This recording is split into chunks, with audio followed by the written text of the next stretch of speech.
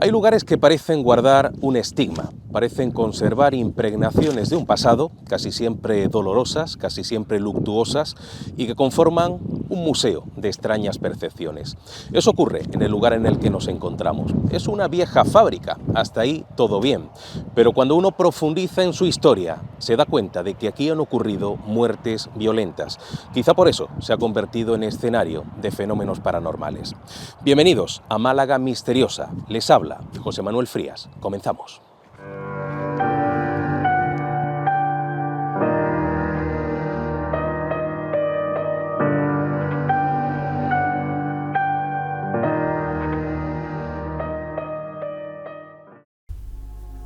La fábrica de azúcar de San Joaquín, en el núcleo nerjeño de Maro, fue fundada en 1879 por Joaquín Pérez del Pulgar. Su función: producir azúcar y alcohol de caña. El complejo estaba formado por varias naves de trabajo, una alcoholera, un estanque y 24 viviendas para los trabajadores. Con el paso de los años, el enclave cambió de propietarios, pasando en 1902 a manos de Rafael de Chaves, marqués de Tous, y en 1930 a la familia Larios. Fue a principios del siglo XX cuando ocurrieron en este lugar dos accidentes que cegaron la vida de dos personas. Uno de ellos, la muerte de un empleado por culpa de una imprudencia. El otro, un incendio que se llevó por delante la vida de una niña. Este último acontecimiento parece verse reflejado en extrañas voces que se han adueñado de este lugar.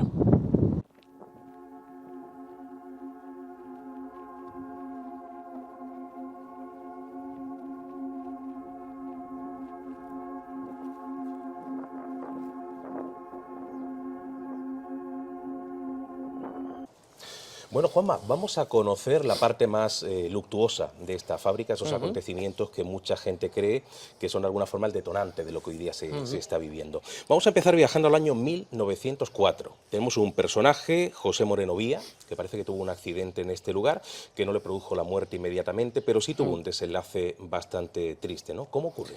Pues eso es cuando echamos mano de la historia, del lugar, exactamente de fenómenos, o sea, de hechos luctuosos que hayan pasado realmente.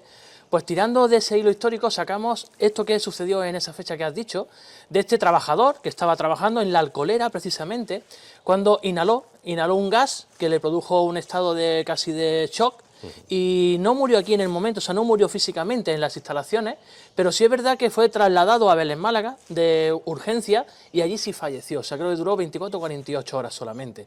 Entonces tenemos ya, incluso también se habla de otro trabajador también, casi por las mismas consecuencias, la misma experiencia que tuvo macabra, pero claro, al ser un accidente laboral, pues un poco se oculta, se intenta cambiar un poco el tema para evitar temas seguros, temas de riesgos laborales y eso, y estamos hablando de esa época, por lo tanto un poco es un poco difícil saber exactamente, pero lo que sí sabemos con exactitud es que aquí sucedió ese hecho y murió a los pocos días en el hospital de Belén Málaga, pero es verdad que ahí ya tenemos un caso, el primero constatado de un fallecimiento entre comillas ocasionado o producido en la fábrica, aunque no fue físicamente. Hablamos de accidente laboral, pero es una imprudencia, ¿no? De una este imprudencia, trabajador, exactamente, ¿verdad? O no llevó las condiciones adecuadas, por lo tanto fue un hecho que por lo tanto se quiso ocultar un poco más por eso mismo, para pensar que no se cumplía con la normativa, que pudieran cerrar la fábrica o precintarla hasta que no se investigara.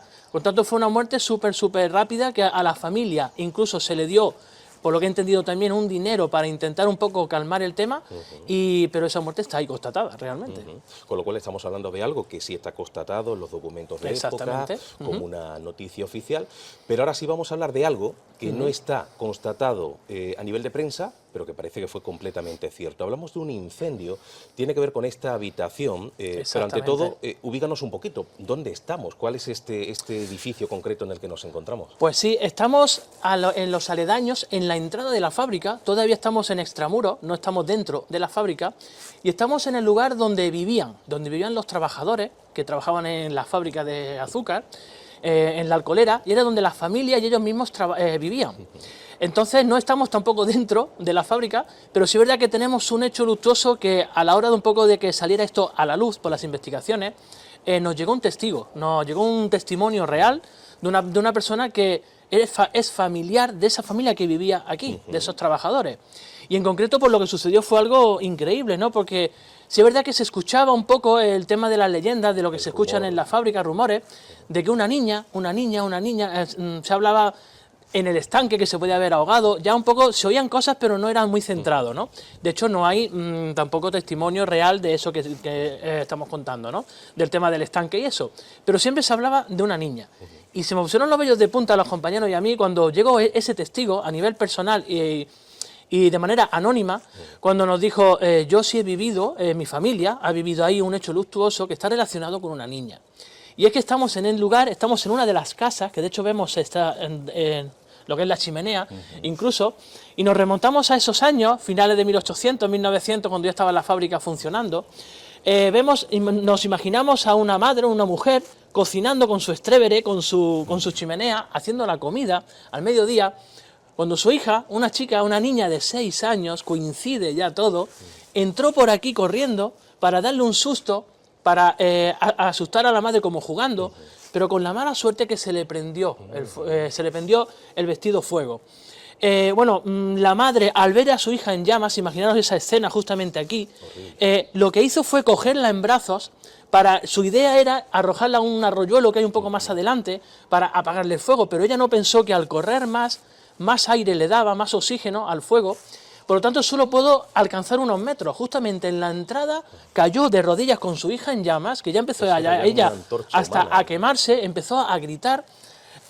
Compañeros, vecinos, gente que había aquí salió corriendo a apagar a la niña y a la madre, porque la madre ya estaba casi en llamas, también los brazos, y esa desesperación de ver a su hija, pero solamente lo que pudieron hacer a apagar a la niña rodándola sobre el suelo, que es lo que debería haber hecho ella, pero desgraciadamente la niña estaba muy mal. De hecho, podemos decir, constatar que falleció directamente justamente aquí en la puerta, delante de la madre.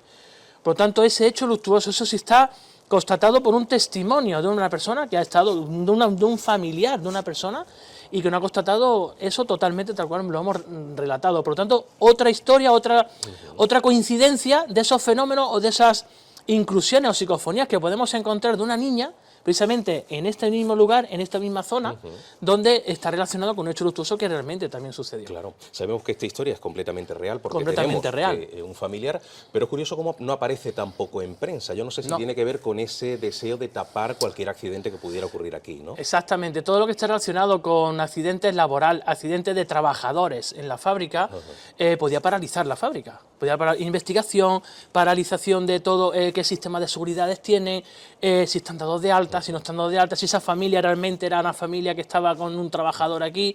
Hay muchas cosas que, aunque sea una muerte, desgraciadamente se ocultan o no se le da bombo o no se le da publicidad, ¿no? Me contabas la historia de la niña y hacías alusión, decías, casualmente era una niña, porque aquí os han ocurrido cosas, como investigadores que sois, que tienen relación con una niña, ¿no? Psicofonías, no sé si visiones también. ¿Qué tipo de cosas han podido pasar aquí a nivel paranormal que hayáis percatado y que tengan que ver precisamente con una chiquilla? Pues tenemos resultados que de hecho los resultados, aquí es algo curioso. Los resultados son primero a la investigación y a la explicación, porque cuando ya tenemos un resultado, como si la fábrica nos diera esa información de primera, que luego vamos y poco a poco investigamos o tiramos de la historia y coincide, y exactamente coincide, no al revés, no buscamos a la niña ya de primera, sino aquí venimos con los aparatos y de hecho empezamos a obtener resultados de todo tipo, espectaculares, más flojos, más, pero sí es verdad que se repite el caso de la niña.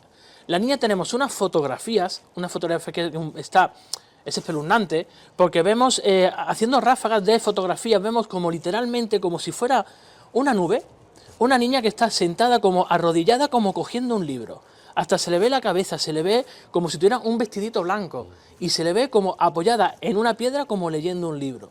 Y luego tenemos una psicofonía, una inclusión que precisamente conseguimos aquí. Pusimos la grabadora allí y escuchamos literalmente el nombre, la voz de una niña que vamos a identificar como una niña, porque si son hombres, mujeres, podemos identificarlo, Pero aquí una voz de una niña como gritando, como dando un grito, que nosotros creemos que dice es la otra, o dónde está la otra, pero sabemos literalmente que es una niña. Y en un sitio donde no hay absolutamente nada, donde grabamos de noche totalmente, controlando el ambiente y el entorno 100%, y donde incluso ponemos 2 grabadoras funcionando y que solamente se grabe en una. O sea, eso también es otro dato curioso. Aquí siempre hemos hecho pruebas de 2 grabadoras juntas, y luego miramos, las ponemos conjuntamente grabando, y luego miramos en el minuto donde ha salido lo que es la psicofonía, para ver si ha sido algo real. Debería estar en las dos. Pero cuando está solamente en una, es otro dato curioso que hayamos obtenido también aquí, y de nuevo con una niña. Y aparte de psicofonías, ¿hay alguien que haya visto físicamente la figura de la niña o que haya percibido algún otro tipo de información, o todo se reduce a esa inclusión psicofónica? Todo se reduce a esa inclusión. Hemos entrado con muchos medium, con muchas personas que pueden ver. Sí. De hecho, esta parte está más relacionada con el tema del fuego. Aquí han venido medios en donde se han parado en la puerta y han dicho, aquí ha pasado algo con fuego. Aquí ha pasado algo como...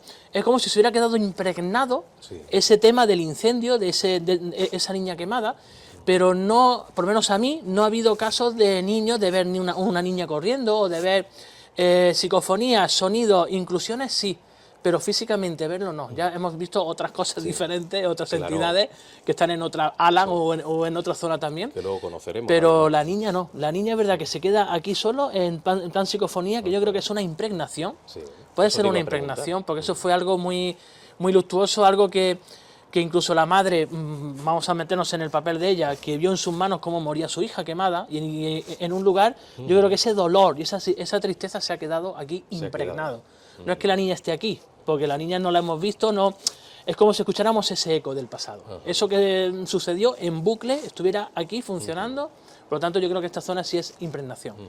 Hablando de psicofonías, vamos a mencionar otra inclusión, aunque luego explicaremos un poquito el trasfondo, pero hay una inclusión que se ha obtenido precisamente en una grabación con Cuarto Milenio en esta fábrica, y que además es como una especie, es como, yo lo digo, meter la cabeza en una máquina del tiempo, viajar al pasado y escuchar una ejecución en vivo. Aunque luego conoceremos los detalles. ¿Qué dice esa psicofonía y qué opinión te merece como especialista? Bueno, para mí fue algo increíble. Fue algo increíble porque una psicofonía, estamos acostumbrados a una psicofonía que es palabras cortas, tengo miedo, mamá, me quemo, estoy bien, contigo. Pero lo que recogimos fue una secuencia, o sea, una secuencia como de bélico, algo bélico, en el que se escucha como un señor que le está dando un ultimátum a alguien, que va a ejecutarlo directamente, y de hecho creemos que la psicofonía dice, como su nombre, Juan, tu última voluntad, o sea, pero así tal cual, y a los segundos un disparo que te deja ensordecedor, o sea, que te pone los vellos de punta, que hasta das, aunque lo he escuchado millones de veces, el momento del disparo es increíble. Para mí esa psicofonía, y en todos los años que llevo, es de las más impactantes que he vivido in situ delante. Una incómoda historia parece ser Vox Populi en Nerja, y en especial en el núcleo de Maro. Los historiadores no han logrado encontrar ningún tipo de evidencia escrita a pesar de la cercanía de los hechos, pero la gente más mayor asegura que es así, esa memoria popular que rara vez se equivoca. Y es que la tradición afirma que durante la contienda de la Guerra Civil Española, esta fábrica de San Joaquín fue tomada por el bando nacional y los republicanos eran hacinados en la Alcolera para después ser fusilados en las tapias que rodean al recinto. Pero, ¿existe algún tipo de evidencia física de esos acontecimientos que ocurrieron hace ahora 80 años?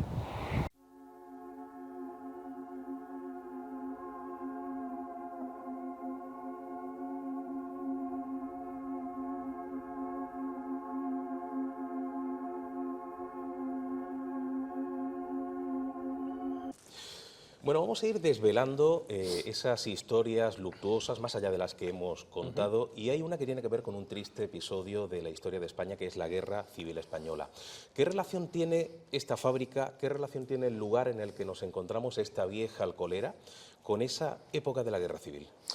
Pues como hemos estado investigando, es la fábrica la que nos está dando esa información. De hecho, cuando venimos aquí la primera vez, mi equipo de investigación, creo que hemos sido los primeros en llegar aquí, porque sí es verdad que se escuchaban muchos rumores de niñas, se decía que se había ahogado una niña en el estanque, gente que jugaba al paintball, aquí se usaba mucho para eso, y era como la sensación de que no estaban solos, como si hubiera alguien vigilándole.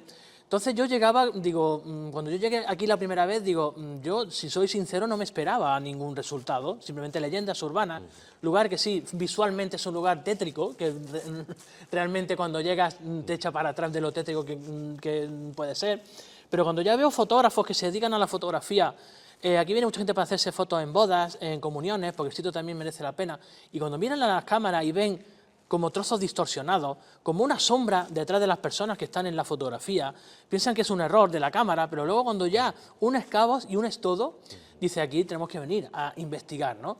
Y justamente en esta zona, en este lugar en donde estamos, que es la alcolera de la fábrica, es donde sin duda alguna más resultados hemos tenido, pero unos resultados relacionados, como tú decías, con el tema bélico, relacionados con un sitio donde a priori, si no investigas, si no tiras de la historia, no conoces nada. Además, de hecho, es que hasta lo descartas, porque piensa y dice, bueno, aquí ha habido un asesinato o algo puntual que ha pasado aquí, que se ha ocultado, pero cuando empiezas a escuchar psicofonías y si todos son el espacio el que te está dando esa información, como ese disparo, como ese pasear como de soldado, como esos gritos, como esos medium cuando han entrado aquí y ven literalmente personas arrodilladas, así sentadas en el suelo, arrodilladas, y un señor como vigilándolos, andando de un lado para otro, aquí es cuando tiras de la historia y dices, aquí ha pasado algo. Y está relacionado, por supuesto, con la guerra civil. De hecho, cuando la fábrica se cerró, estuvo un tiempo cerrada, pero ya empezaron a saquearla, ya empezaron a entrar, entonces esto era un sitio, un refugio, era un sitio de paso, como vemos, está muy cerca de la autovía, de los caminos, pero a su vez está aislado, es un sitio que está aislado, que entonces para ocultarse o para poder hacer algo en plan de ocultar personas, pues era un sitio que podía ser propicio, ¿no? Oficialmente, históricamente en el pueblo, en Nerja o en Maro, cuando hablamos de eso, las caras cambian, por supuesto, cuando empezamos a hablar de eso, pero unas caras como diciendo, ¿cómo sabes eso? ¿O cómo te has enterado? ¿O cómo ha llegado eso a ti? Entonces cuando yo dice, aquí hay algo, aquí pasa algo, pero es la fábrica la que te lo está dando. Es la fábrica la que te está dando unas psicofonías, unas parafonías, unos sonidos, unas sensaciones que son muy fuertes. Y aquí sí es verdad, aquí sí tenemos la sensación en los medios cuando han entrado, como una sensación de un señor con un cargo, como un militar, una persona muy prepotente, que era el que controlaba esta zona, lo que aquí había. Y eran personas que se ven literalmente arrodilladas o contra la pared, mirándolo fijamente como diciendo, ¿qué me va a pasar? ¿O terminaremos hoy? ¿O me van a matar? ¿O qué me van a hacer? O sea, el miedo, el caos, la desesperación y esa chulería o esa prepotencia de esa entidad, eso sí está aquí presente. Eso sí está aquí las 24 horas. Eso sí está aquí. Cuando hacemos investigación, está aquí. O sea, cuando hacemos un detonante, cuando empezamos un poco a llamarle la atención incluso, como a intentar provocarlo, recibimos contestación. O sea, que interactúa con nosotros. Aquí ya no hay impregnación.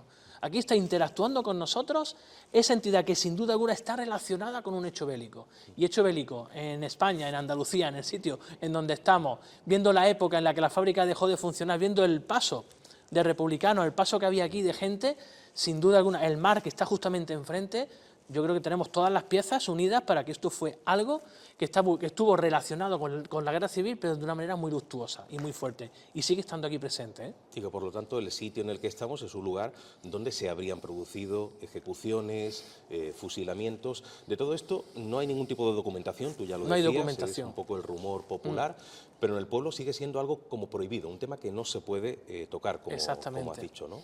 Exactamente. Luego hay sitios, hay zonas en el que yo he estado con medium y un sitio en concreto en el que empiezan a mirar en el suelo. Incluso hubo un medium, una persona que empezó a escarbar en el suelo y dice, aquí debajo hay algo. Y otras veces que hemos venido, yo pongo a prueba mucho a los medium, muchas veces incluso que ellos, sin ellos sepan lo que sucede ni de dónde los llevamos, y que los sueltes aquí y vuelvan a repetir lo mismo, yo ahí no entro, hay algo, hay un señor de uniforme, me lo repiten, un señor de uniforme, que nos está siguiendo, que nos está echando de aquí, literalmente, y un sitio en donde ellos piensan que abajo hay algo. Entonces, nosotros hemos preguntado, igual que salió el testimonio de la niña real, cuando empiezas a hablar es que cambian las caras. Pero cambian las caras, como he dicho, como en esa doble versión de no sé nada, pero ¿cómo sabes tú eso? O sea, entonces eso sí no hemos notado. Legalmente, o sea, oficialmente, testimonio escrito, como muchas veces pasa con hechos luctuosos, no los tenemos. Pero que aquí hay algo y que la gente sabe algo, porque enseguida tú lo sabes si te están diciendo, no, eso allí no pasa nada. Pero si en verdad ya ellos que les cambian la cara, incluso cambian el tema o incluso quieren que no sigas escarbando, sobre todo las personas más que llevan temas históricos, las personas que saben más de la historia, y sobre todo si están metidos en bandos políticos, si están dentro de un partido político, entonces ya sí es verdad que no interesa. O sea, que no interesa, sino por no remover más nada, sino por no... Pero sí es verdad que tú lo ves y le ves las caras diciendo, ¿cómo ha salido eso? Y ya cuando escuchas esas psicofonías, es que esas psicofonías, dice, explícame esto. O sea, y que están relacionadas en el entorno, en este lugar, que estén todas relacionadas. O sea, esa psicofonía pusimos ahí, la grabadora, nos salimos fuera, 3, 4 de la madrugada, que no se oye absolutamente, es ahora que estamos aquí y no se oye nada, pues de noche no hay ningún sonido ninguno para controlar lo que es el entorno y que nos encontremos con un disparo, con una ejecución, literalmente. O sea, sea impregnación o no, ha sucedido aquí. Y hay otro detalle importante, hay un muro que rodea, no sé si toda la fábrica o buena parte de la fábrica, en esos muros hay unos símbolos de los que ahora nos vas a hablar, que están también en un antiguo cementerio reconvertido en capilla. ¿Qué simbolizarían ese tipo de, no sé, bastones, creo que son, cruces? ¿Cuál sería el símbolo en sí? Eso fue otra sorpresa porque estamos en el entorno, estamos dentro de la fábrica, pero tenemos un perímetro del muro, de lo que era el muro, que ahí casi no vamos, nadie, porque está alejado, está muy pegado a la carretera, de hecho ya queda poco trozo de muro, pero un compañero nuestro, Dani Castro, pues es muy emprendedor también él, y una de las veces que estuvo dice, Juan, me he descubierto algo muy raro. O sea, hay como una simbología, como unos símbolos marcados en la pared, como unos bastones y unas cruces. De hecho, hay un estudio hecho por Capilla, también el historiador de Nerja ha hecho un estudio sobre esas señales que están ahí. Y digo, ostras, pues es algo curioso, ¿no? Es algo curioso que dice, bueno, pues un vandalismo, como ahora mismo tenemos pintadas, tenemos cruces, tenemos cosas, pero cuando descubrimos que en el antiguo cementerio de Maro, en las paredes, en los muros, tenemos la misma señalización de bastones y de cruces, un sitio donde, todos sabemos, en las paredes de un cementerio en la época de guerra civil, ¿qué puede pasar ahí? Claro. Y que quede marcado como un recuerdo de lo que ahí sucedió, ¿no? De hecho, el tema del bastón es como el pastor de almas, ¿no? Ese que va guiando las almas que han fallecido para llevarlas a la luz, para llevarlas al reino de los cielos, ¿no? Pues esa simbología del bastón, como diciendo, tranquilo, has caído aquí, pero serás guiado hacia la luz o hacia las nubes, ¿no? Hacia el reino de los cielos, como tú quieras llamarlo, en plan cristiano, ¿no? Pero tenemos esas cruces y ese simbolismo en un cementerio igual que en una pared de una fábrica. Entonces ya es cuando unimos los cabos más todavía, y eso sí está constatado, eso está irreal, puede venir a verlo cualquier persona, tanto en un sitio como en otro, y veamos cómo esa unión, o sea, que sean los mismos símbolos y en un sitio cercano, porque estamos hablando de a pie a 15, 20 minutos del antiguo cementerio, y que también tengamos esa señalización en ese muro. ¿Que ahí puede haber pasado también cosas?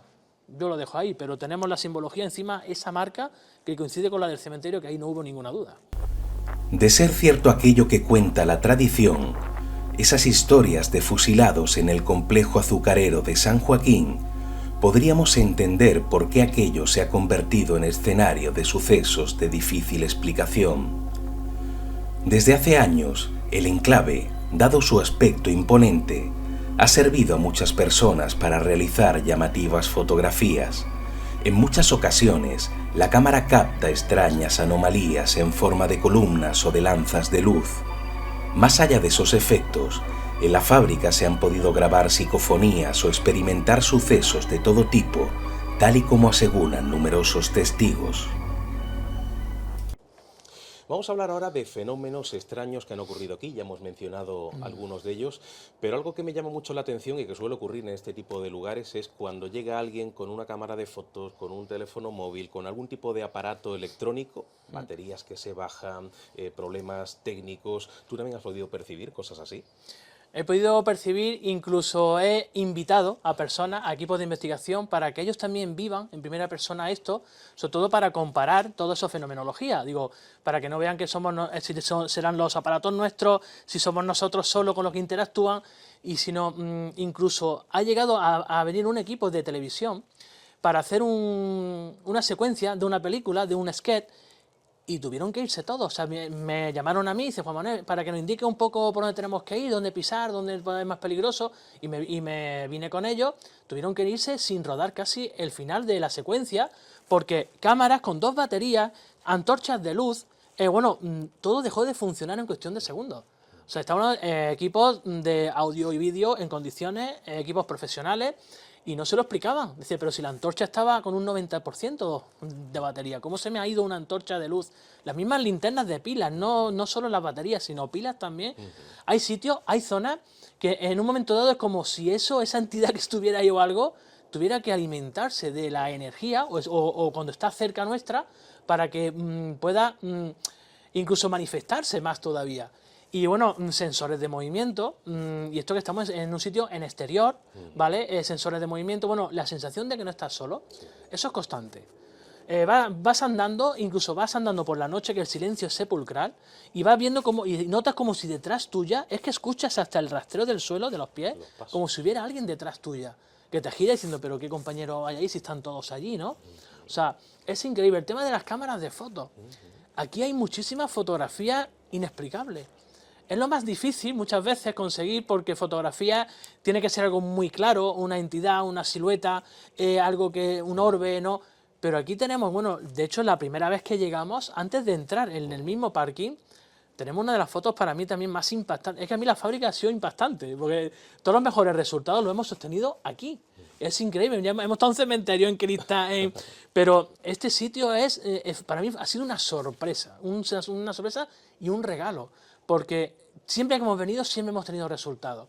Y la foto es a la entrada, justo el primer día, la primera noche que vinimos todos, estábamos con los nerviosillos así un poco, y cuando vimos la foto, estaban haciendo pruebas los compañeros, y en una de las fotos vemos como literalmente una lanza de luz atraviesa la cabeza, literalmente a un compañero, es que ya dice, ostras, o sea, es que es increíble, ¿no? O sea, los aparatos, aquí puede venir la gente que dice, estoy condicionada, como ya tengo miedo, sé a dónde voy, pues ya empiezo a sentir, a ver, pero un aparato no tiene miedo, un aparato te reconoce, o salta, o funciona, o deja de funcionar, cuando algo ha detectado, o cuando algo lo está manipulando. Pues aquí es constante, aquí que los aparatos salten, los sensores, incluso interactúen con nosotros. Pues he dicho que hay una zona que sí es inteligente, porque interactúa. Hemos dicho, si estás aquí de verdad, haz que salte el sensor de movimiento, y salta el sensor de movimiento delante nuestra. Lo apagamos y repetimos la operación y vuelve a saltar, ¿no? Por tanto, aquí tenemos un abanico de resultados, de sensaciones, de experiencias, que ya digo yo, para mí ha sido la sorpresa de todos mis años que llevo investigando la fábrica, venir aquí y estar aquí a remover y recordar todo eso que para mí son la recompensa, ¿no?, de un investigador, que pueda demostrar diciendo, mira lo que he conseguido aquí. Es más, invitar a la gente, como hemos hecho, para que in situ, en vivo, delante nuestra, ellos analicen esa psicofonía o esas sensaciones, y que la gente diga, ostras, es que lo estoy viviendo, no es que me lo estés contando, es que lo estoy viviendo, es que mira lo que he recogido aquí en esta grabadora, es que mira la cámara, cuando ves la gente con las fotos, esto es normal, y ves unas ráfagas perfectamente delante tuya. Columna, he visto creo recordar, una columna que salió hasta del mismo suelo, es que es un portal. He estado investigando eso, es que incluso creo que ahí hay un portal incluso, hacia no sabemos dónde, pero que está también aquí también ubicado, ¿no? Y ya cuando unes todo, la historia, los resultados correlativos y con la historia, dices, es una pasada.